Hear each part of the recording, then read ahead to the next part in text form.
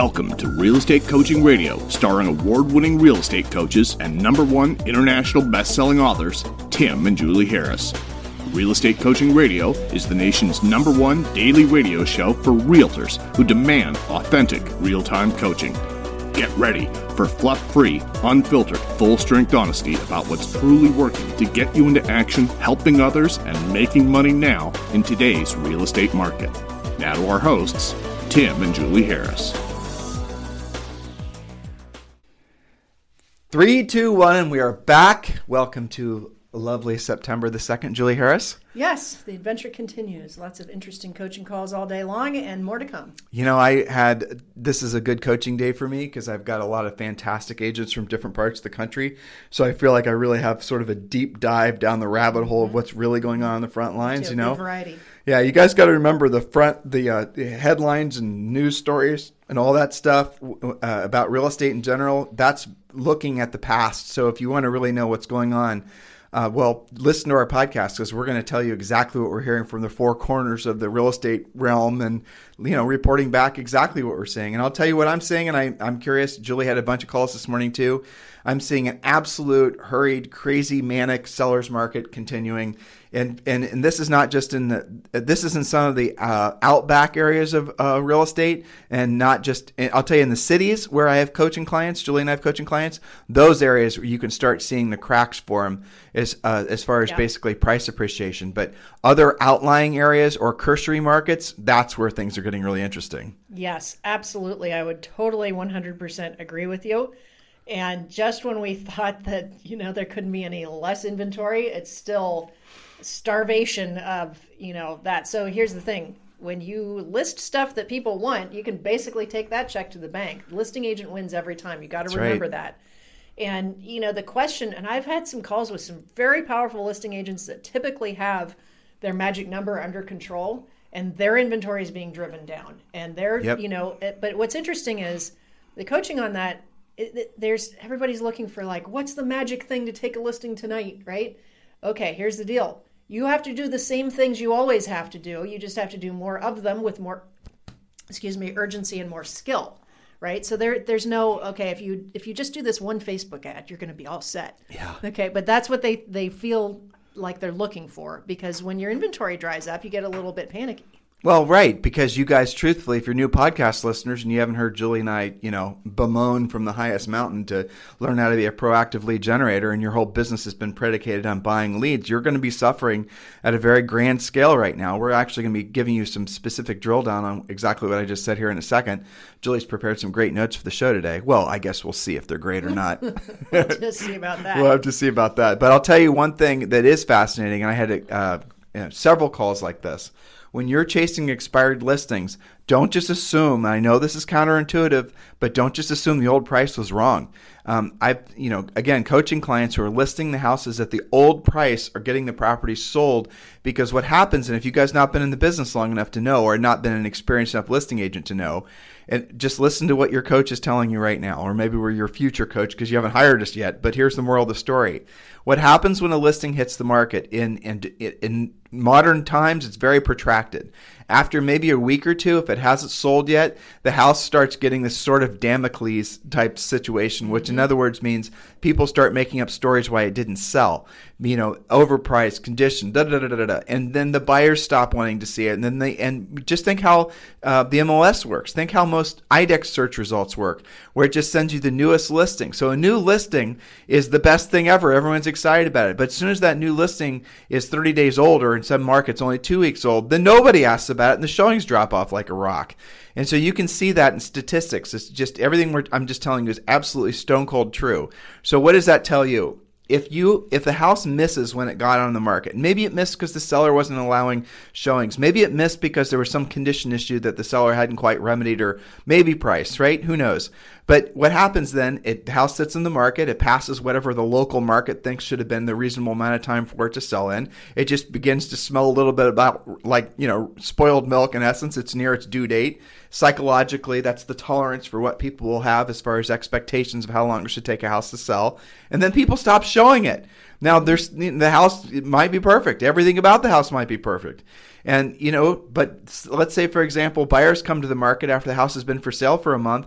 They're asking to see it, but all the agents who have seen it not sell are going to then tell those new buyers, no, you don't want to see that one. Supposedly it's got this problem or that problem. It gets a reputation, basically. That's what happens. And, and unfortunately, that's a lot of bad, unprofessional behavior from real estate folks. But also, in real estate agents' defense, the systems are set up to make older listings look bad. In essence, they go stale. They start to smell like spoiled milk to wretched milk after, in most markets, about 90 days. Mm-hmm. So what happens is when it expires, what you will find that if you just take fresh pictures, write a fresh description, and keep it at the same price, and I know this might sound wackadoodle, but it's true, you might even be able to raise the price. I've seen some of that. Of course. Yep. If you're in a super hot market, and again, the house got passed over for whatever reason, and then it expires, or, sometimes the sellers get frustrated with the agents because, the agent didn't sell it in 60 or 90 days, whatever, or 30 days in some markets, and you pick up that listing, you don't necessarily need to go to war with that seller over price, okay? That's right. That's the moral of the story. So you've got to know your market. Mm-hmm. Don't just automatically assume. Now, this time next year, when it doesn't sell, I promise you, we're all going to be practicing a lot of price change scripts on the podcast and our coaching. Totally right? different scenario. But for now, for now, just keep your head focused on what the market is willing to give you.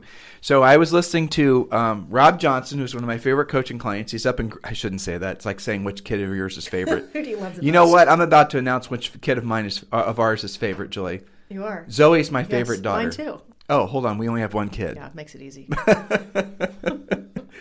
Well, so Rob was up on a listing appointment. Now, this one's a really expensive $35 million listing, right? But he goes on this listing appointment, and this other agent he's competing against, he later finds out she told the seller $20 million. Well, this is an exceptional property. Rob described it to me, and it's on water, and it just has like this ridiculous set of amenities that are exceptional even for Greenwich, Connecticut, right? So Rob then tells the seller he thinks it's worth hypothetically in the high 20s to the mid 30s. And the other agent was using old comps, even historical comps, back from when the market in Greenwich was crap, which, by the way, was about 8 months ago. Right. Right? So the market had totally changed in that amount of time. Rob sells a lot of real estate, a lot of really ultra luxury real estate in Greenwich. He knew what the market was doing. He knew the buyer demand was unhinged by comparison just earlier this year, pre-COVID. And so he had market information that this other agent didn't. So he felt comfortable telling the seller this higher price, even though it was like 30% more than what she was saying. And he's going to take the listing, but that's because he has market knowledge. So again, in market conditions like this, the old comps don't always apply. Just remember, Julie and I told you that. Yes. And here's the thing. You don't have to be a super experienced agent like Rob to know your market stats. You do have to actually watch it. The great way to do it that's cheap and free is to just watch your hot sheets every morning. Yeah. What's hot and what's not. If you watch that every day and you compare side by side, you can see what's the price range where you start to see price reductions. Is it that, everything's selling except condos, and condos are full of price reductions? You can see those trends, but not if you just look at it like every now and then when you have a listing appointment. You're not going to have a good sense of that. Well, I remember when you and I were selling real estate. Now, this was back when, we were in caves, but back when you and I were selling real estate, you went and took a supplementary class at the MLS to really learn how to use search on MLS. Now, it's gotten way simpler since then, but that's one of the things, guys, is that you got to really learn how to do drill down CMAs. Or at least have somebody that can do the real drill down information for you. But then you're going to need to learn how to interpret it and present it to the seller.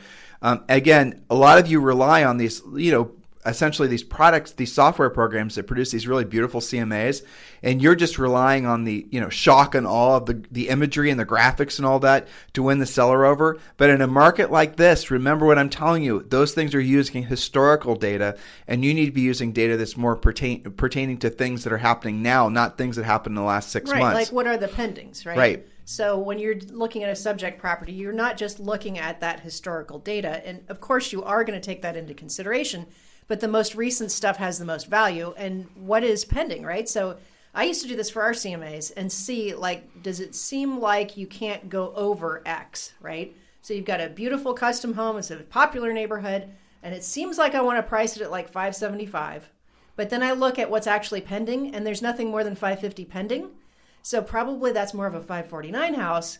Even though it's got some cool stuff, it seems like there's a ceiling to that. So Julie was just giving you an example of how you price in a normal equilibrium market, which is where we sold real estate. Yeah. Our average days in the market was like 4 months, and the average for the MLS was over 6 months, right? So what she just gave you was how you go about pricing things for a buyer-seller, equilibrium type market. Yeah. But if you have a market that's turned very aggressively towards being a seller's market, then go back to our previous statements. By the way, all of you guys, this is again, we're going to pivot to talk about the information Julie has prepared for all of you guys to talk about. One of the recurring themes on our podcast, in our coaching program, in our coaching, in our lives, hopefully in your lives, is the necessity to become a skills-based agent. Because when you have a skills-based agent, you really you're essentially free. You are on your way to being financially free. Another coaching call I just had today was with another great client. He's in North Carolina, and he set 4 listing appointments, and he's in Charlotte. Charlotte. Yeah, I always say Charlottesville. Why do I do that? I don't know. It's weird, isn't it? It is. I always say that. Anyway, so Charlotte, North Carolina, which is one of the hottest markets in the United States for a whole variety of reasons. FSBOs, generally speaking, will sell themselves. Well, he set 4 for sale by owner listings between this and last week, and from proactive lead generation, right? He got on the phone, he used our scripts, and he and I were having a funny conversation. This is actually right before the podcast, where he said, I've coached this guy for a long time, where he said, without me knowing, in other words, he didn't tell me, that he has sometimes looked for the easy button and sometimes been attracted to the passive lead generation. And he was having this emotionally cathartic sort of experience that why is even, obviously he hired me as a coach years ago, and I've been telling this all the time, but even with me as a coach, even with me, making sure he's keeping on the horizon as far as his finances and taking listings and all that, he still is emotionally drawn to hitting the easy button. And he's now at this point in his life realizing, because the easy button stuff isn't working now in his marketplace, and he hasn't gotten back on the proactive lead generation saddle with the energy and enthusiasm that he should have until last week. And now he's going back and realizing, how much more business he could have taken this year had he not even been remotely going down the passive lead generation path where he stayed proactive. He obviously, he thinks he would have made another 50, maybe 60% more in revenue this year. And that's kind of the experience that a lot of you guys are going to start having as you ask yourselves, why is it that what I was doing in the past is no longer working today and won't work in the future? And Julie's got some really salient points to share with you. But before she gets to her first point, I want to remind all of you guys, it's not too late to join our free coaching program. We started this at the start of the pandemic, and we're going to keep offering this. It's available to everyone in the United States and all the other countries in which you guys are listening to us. And by the way, thank you for making this podcast international, and thank you for continuing to make this the number 1 listened to daily podcast in the nation for agents.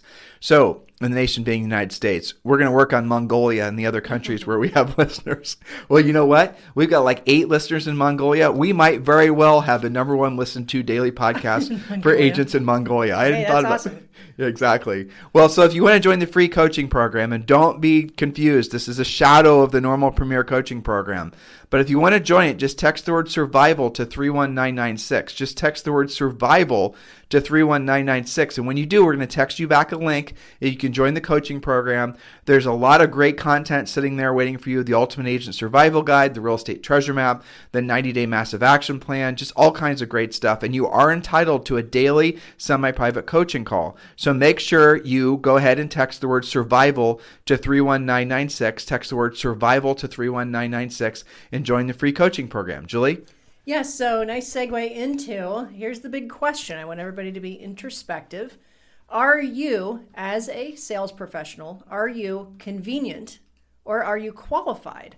Are you convenient or are you skilled? How do you know? So here's some questions to ask yourself. Let's frame this in terms of listings. But I suppose you could apply it to buyers too, but let's focus on listings for a minute. Question number 1, do you only have the listing appointment because you know them? In other words, your friends. They're in your center of influence database. Question number 2, do you only have the appointment just because you sold them the house, right? They called you because, you came to mind, you sold them the house. Number 3, do you have the appointment only because somebody referred that person to you? Number 4, do you have the appointment because your broker gave the lead to you?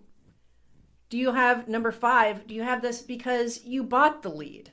Or did you actually earn the right to be there because you have skill? So buying the listing lead, again, we're going to focus on sellers. That could be from a radio ad. That could be from just a host of reasons.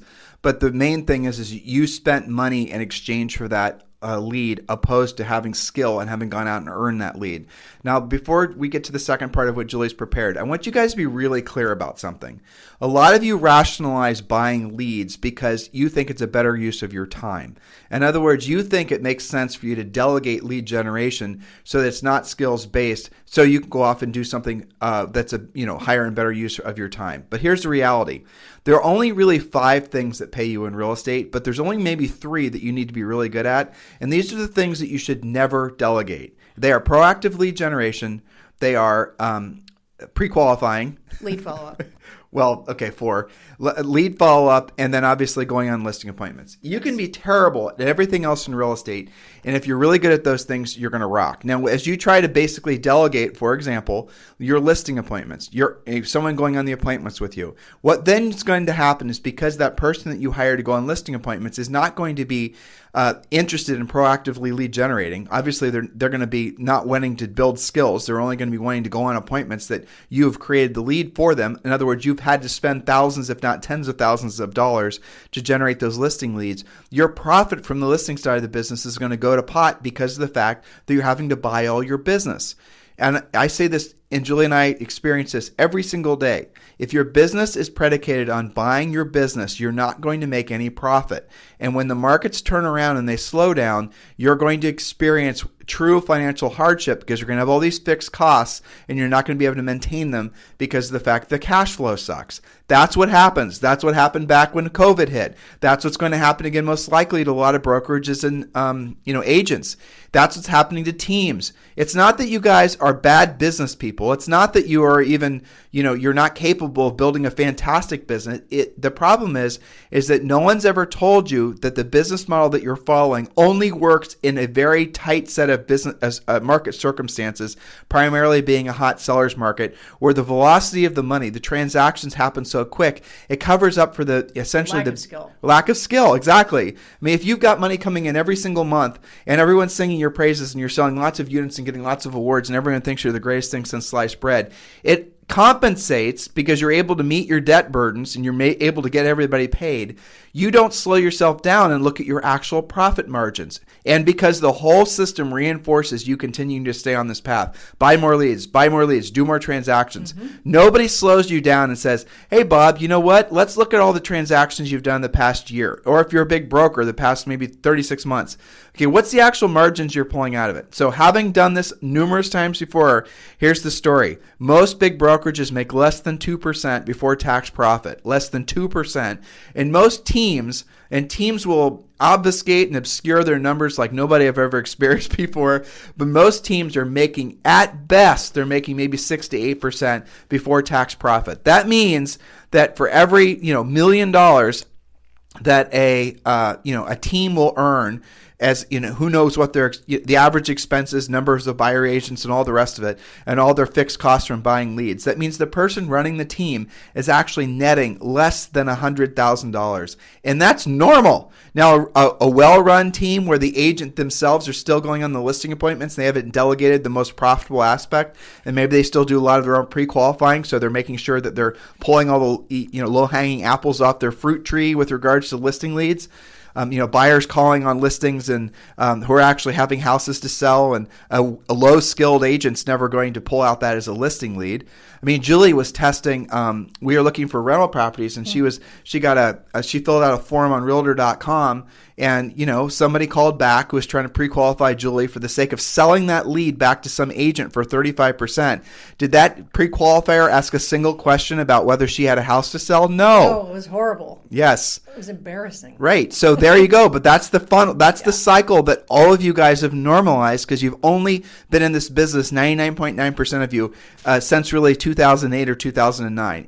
you don't know, and no one's telling you that there's a smarter, frankly, vastly more profitable way to run your business so that you can withstand any sorts of ebbs and flows at market conditions and interest rates and all of that. So just keep that in mind. Yeah, but it does require skill. So look at those other questions. Even if you're not buying your leads, which is the biggest black hole, that's why you spent so much time on it. But let's look at these other things, okay? So you have the appointment because you know them. You have the appointment because you sold them the house or because it was referred to you or your broker gave the lead to you. None of those 4 things is predictable or duplicatable in any way. And they don't require you having the skill to compete. That's right. So let's say that this is going to be a month where your broker doesn't do that, where you don't have all that happen. So you guys, most of you only take listings that are walk-in listings where you don't have to compete with another agent, where you don't have to overcome the hard questions because it's basically an easy relationship-based sale. And some of you, most of you, that's what you're going to be told is how you're supposed to build your real estate business. Centers of influence and past clients, right? How many people out there are beating you over with a head with a stick, telling you that's the business to go after? That's the business that slows down the fastest when the market starts to change because the sellers start looking for skills-based agents. And most of you guys have been spoiled, yes, with basically having a relationship-based business. And again, to Julie's point, it's not predictable. You cannot tell me essentially that you will be able to list a house every single day from being centers of influence and past clients. You cannot tell me you're going to be able to do a certain number of transactions from buying your leads. You can't. You are beholden to whether Dave Ramsey is going to send you a lead, or you're beholden to whether or not your paid lead source is going to send you crap leads or good leads. You will never be free financially or emotionally if you don't have a skills-based business. Yeah, absolutely. So the question is, what are you going to do about it? What makes you different? If you're not sitting at your magic number, or worse, if you don't even know what magic number means, which is the number of listings that you need at all times to meet or exceed your monthly financial goals. How many listings? Why listings? We talk to you about this all the time because listings throw off other business, buyers do not. So where are you going to start? Best place to start is with becoming very clear that this is an issue for you. Use the treasure map, use the 90-day massive action plan, get involved so that you're not spinning your wheels on this. And the answer, some of you guys think the answer is, go buy more leads, go create more leads, when in fact, you have a lead follow-up problem. That could be part of the issue. When in fact, you don't realize that you can have control of business by having skills, right? So an agent that has skill, what does that actually mean? It means that I could drop you off anywhere in the country, assuming you are licensed in that state or that, wherever I'm dropping you off, and that you actually could take a listing by Friday, no problem. Right. That's what skill means. Now, does that come from expireds for sale by owner? Does it come from probate? Does it come from prospecting builders? You have lots of different options. There's not just one because you have skill. That's what it means. You're not dependent on rolling the dice that maybe a past client will resurface, or maybe your broker will have something they don't want to work and they'll give it to you today. That's called luck. And that is not a business plan. So the hardest part emotionally for you guys moving past a lot of this stuff, and this is a normal coaching problem, is maybe some of you guys you were bought, the belief that you could buy your business through YouTube videos, right? So you've been doing these YouTube videos and you've been following some, makeshift guru's plan for you to become somehow a YouTube prince or princess, and you're going to be the expert and all this BS basically. And maybe it's Instagram, maybe it's whatever, right? You're believing that passive works. And the emotionally difficult part of that is the acceptance that you need to quit doing it, or you need to deprioritize it in such a way that because you're not willing to accept the fact that it doesn't work, because you don't want it. There's two things that are pulling back and forth, a tug of war in your head. One, you don't want to feel like you were lied to and fooled into believing something that wasn't true. And two, the other part of it is your ego saying, if you just stick with it a little bit longer, if you make your videos a little bit wackier, so you're not willing to frankly, stop doubling down on dumb. Because here's the real truth, guys. There's a difference between quitting and quitting while you're ahead. And when you've got enough data points, so let's actually set some parameters around this. If you've been doing something, and Julie's off to Premiere, so Julie, have a wonderful day on Premiere. Premier clients, they better be there. That's right. Their Premiere clients better be on the call live, so make sure you guys are attending every single day. So you need to set a ground rules with any sort of paid lead generation, right? And you don't. And then you just continue to throw money at this, usually horrible idea just until the cows come home, because you've not determined A, how long you're willing to throw money at this idea, and B, what your return on investment should be. Those are two concepts that are foreign to most agents' minds, let alone brokers. By the way, the companies that are going to be the least likely for you to want to actually have a set of filters to run their, gimmicky ideas through are the ones that are selling you the ideas, because they know that if you start holding their gimmicky ideas accountable, that you will wise up quick and realize that it's a dumb thing to start doing in the first place. But look how these guys sell these ideas to you. They sell them based on your ego.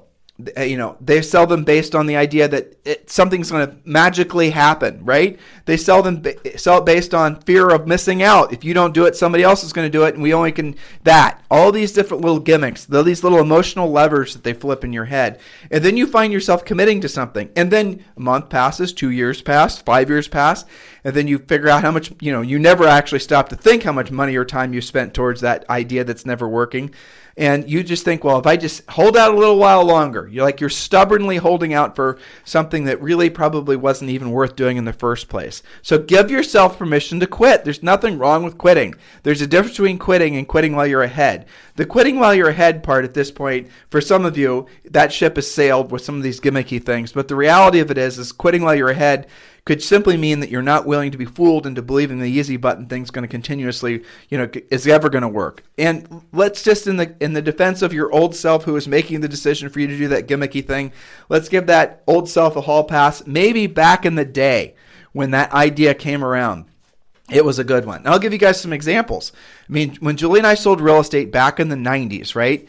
And Google started doing pay-per-click ads, and Realtor.com went live. You could absolutely generate stellar leads from pay-per-click. I remember when Google launched pay-per-click, it was, I remember it was over a Christmas break. They just launched it, and I had the opportunity to start screwing around on Google with doing pay-per-click.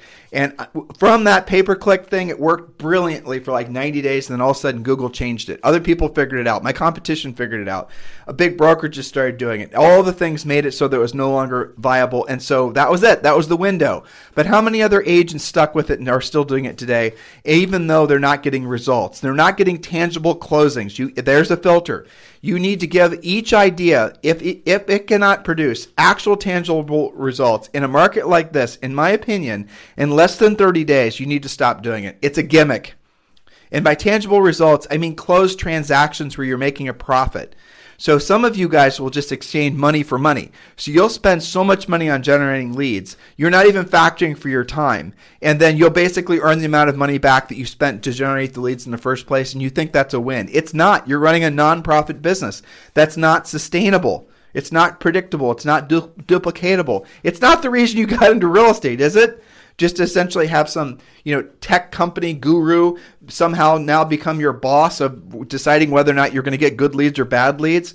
Guys, stop skipping the real work in real estate, which is learning how to be a proactive lead generator. That's where most of you guys fall, is that your refusal to learn how to do the real work. Now, here's an interesting psychological thing that happens.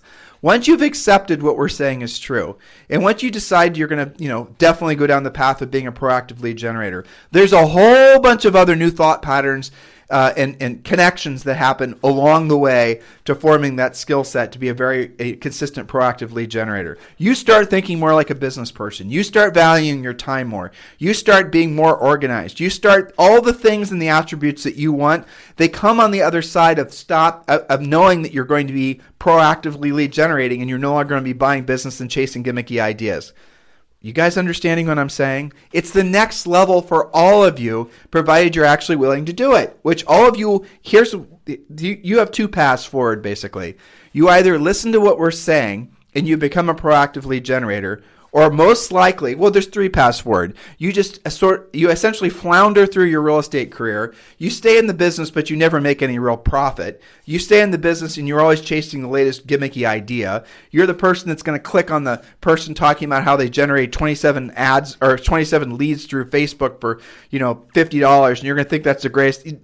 You're that version, or you're someone that's going to fail out of the business. Those are your three paths forward. There's no hybrid version. Those three paths. That's the path you guys have to choose which one you're going to be on. I beg you to consider being a proactive lead generator and becoming skills-based and seeing all the rest of it for what it is. Some of it is fun stuff that might have a place in your business down the road after you've learned how to be a proactive lead generator. I mean, look, guys, once you become the dominant listing agent or a dominant listing agent in your marketplace, maybe you do want to, work on a nice brand for yourself, or maybe you do want to create a pretty website, or all. Who cares? That's fine. But you've already got cash flow. You've already got a consistent lead flow. You've got a solid foundation. If you want to add some of that other stuff that's strictly optional, go for it. But don't think you have to do that stuff first, and then somehow when you do all this, telling your story on Instagram or doing all this Facebook stuff or all the other stuff you guys are told to do, don't think that's going to lead to transactions, right? Don't believe that's the way it's actually going to work. Now, can you create leads off social? Yes. But it's going to cost you so much. Are you actually going to make a profit from it? Doesn't it make more sense if your purpose of getting in this business in the first place was to actually have a profit, in which that profit you can improve the lives of the people you care about, starting with hopefully your family and yourself? I mean, isn't that the reason you got in the business in the first place? So I get it. Real estate is awash with stories about people doing all this business from social, all this business from buying business, but nobody talks about net income. Just listen for that. That's another filter.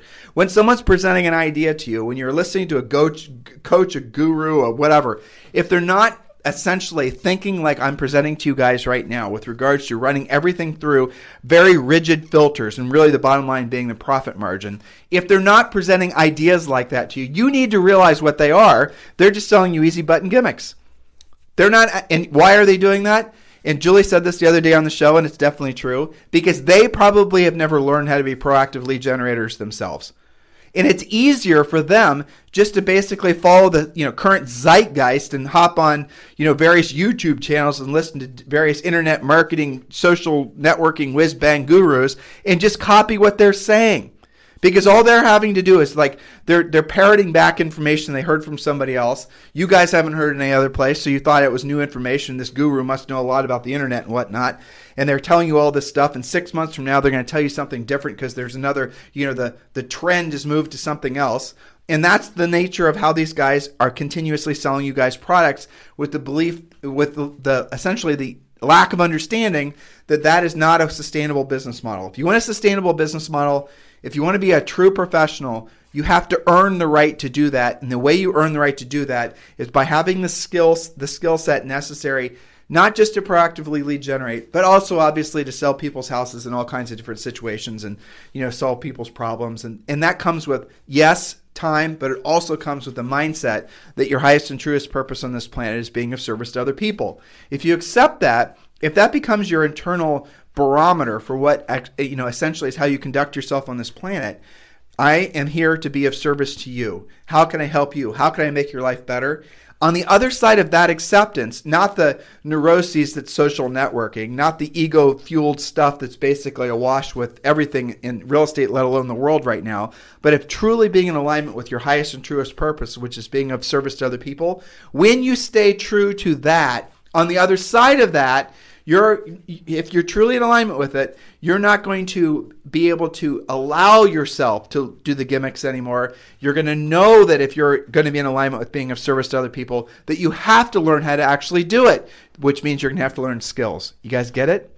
These are the keys that once you essentially put in the lock and turn, and you walk through that door, you're going to find everything on the other side is probably beyond what you'd hoped it would be like, right? That's what you're going to experience. And that's incredibly exciting to Julie and I and everybody are in our business. It's what drives us.